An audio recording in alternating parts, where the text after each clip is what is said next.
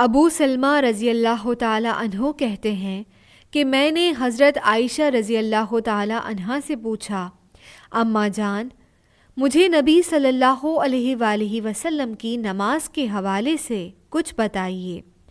انہوں نے فرمایا کہ نبی صلی اللہ علیہ وآلہ وسلم کی تہجد کی نماز رمضان اور غیر رمضان سب میں یکساں تھی، یعنی 13 رکعتیں، جن میں فجر کی 2 سنتیں بھی شامل ہوتی تھیں۔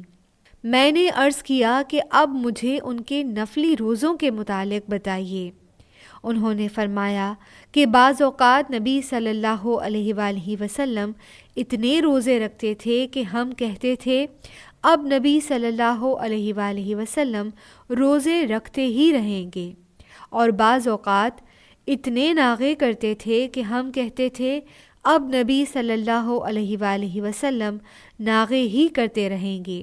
اور میں نے جس کثرت کے ساتھ نبی صلی اللہ علیہ وآلہ وسلم کو شعبان میں روزے رکھتے ہوئے دیکھا ہے، کسی اور مہینے میں نہیں دیکھا۔ نبی صلی اللہ علیہ وآلہ وسلم اس کے صرف چند دن کو چھوڑ کر تقریباً پورا مہینہ ہی روزہ رکھتے تھے۔